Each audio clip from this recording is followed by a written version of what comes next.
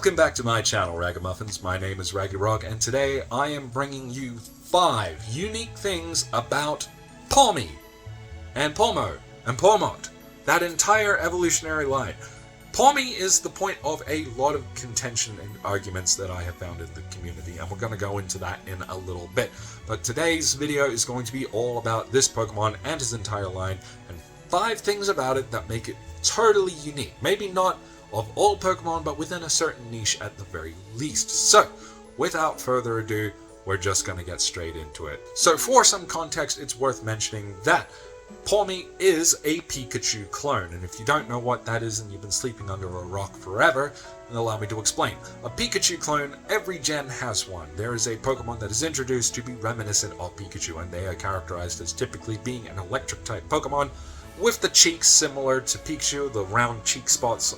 And yeah, typically they are just a standalone Pokemon, but not necessarily, and sometimes they are actually related to Pikachu, such as in the case of Pichu or Alolan Raichu, whatever. In any case, that's what he is, and that is important.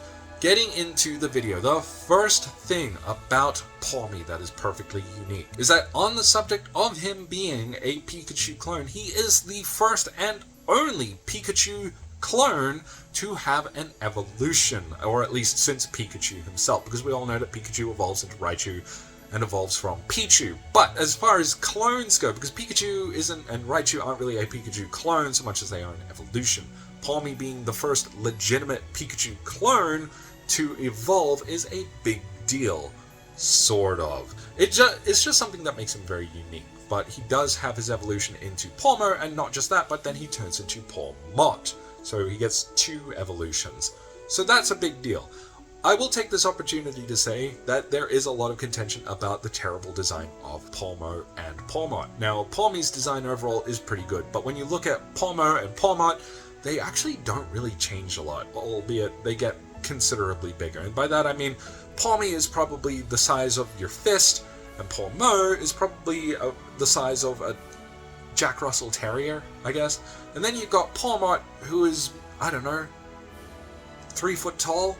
Not a lot changes with this Pokemon physically, but mechanically, yes, and we'll get into that. Number 2 on this list is that Pawmi is the only Pokemon, not just Pikachu clone, but the only Pokemon based on a Marmot, which we see come through in his name Pawmot when he's fully evolved. Not just a Marmot, but he's actually based directly on an Alpine Marmot, which is a native animal to Spain, which is actually really cool because the Paldea region from Scarlet and Violet is based on Spain. So here's an example of Game Freak doing their homework and doing something pretty cool. So if you want to do like the Spain experience, you might consider actually putting Pawmi in your team. Number 3 that is totally unique to Pawmi, and that is that they are an electric fighting type. Now, this is more to do with the fact among Pikachu clones, because only in recent gens have the Pikachu clones started actually getting secondary typing. For a while there was a big focus on them just being electric type, such as in the case of Pachirisu or Dedenne, but we did have others like Emolga, who are an electric flying type, and then we had Morpeko, who's I think a electric dark type. But now we have Pawmi, who actually starts out as an electric type and picks up, when he evolves into Pawmo, into electric fighting. And that is pretty unique and pretty cool, and it's another reason why I actually quite like them, is because I have a massive affinity for fighting type Pokemon.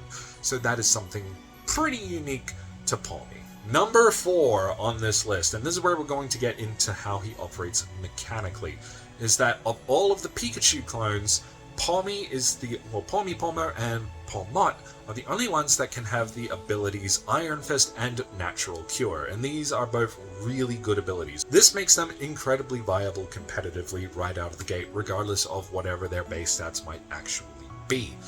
The Natural Cure ability actually has them heal hit points every time they get switched out of the battle, and Iron Fist increases the power behind any punching moves that they use. Now, this is interesting to me, actually, because they can have Iron Fist. Iron Fist is actually their hidden ability, so there's kind of a consensus that the hidden ability is kind of considered to be the standard for what they exemplify. If I can use Greninja as an example, we know that he has Torrent, but when we think of Greninja's ability, we think of it being Protean, the ability to adapt to whatever element or Pokemon type in the move that he uses. Now, in the case of Pawmo and Pawmot, and that their hidden ability is Iron Fist, which means that there should be a focus and a reason to give him punching type moves, of which there are many now. What's interesting to me is that he does not come packed with Thunder Punch. That is to say, in order to teach him Thunder Punch, you have to actually teach it to him from a TM. He cannot learn it by leveling up. Okay, now you tell me, if I told you that there was an electric type Pokemon with an attack stat of 115, that being his highest base stat, and he did not learn Thunder Punch automatically, that'd be weird, right? And this is exactly the case with Pawmo and Pawmot in that. Is that it's just weird to me that in order to teach him Thunder Punch, you have to actually teach it to him via TM. Now, he's got a lot of punching options. He can learn Mach Punch, he can learn Bullet Punch. There's a bunch of different punching moves he can use. But when you think of electric type with punching moves, the Thunder Punch, it is literally the name of this move. So that's weird to me. This is more of a rant and less of a unique thing about him. That's weird, right? You comment down below if that's weird. Lastly on this list is going to be the fact, and this is a very simple one, but it's the fact that Pawmi is the first Pokemon since Gen 1 to be in the mouse category. Now, categories are not really a big important deal. They serve virtually no actual mechanical purpose in the game, but it is interesting to consider that since Gen 1 there have actually been no mouse Pokemon other than Pikachu, Raichu, Sandshrew, Sandslash, Rattata, and Raticate. So this is kind of a big deal. It's, like I said, it's not actually a big deal because Pokemon's category doesn't make a real difference any day of the week. But it's still interesting to me that finally we have a new mouse Pokemon.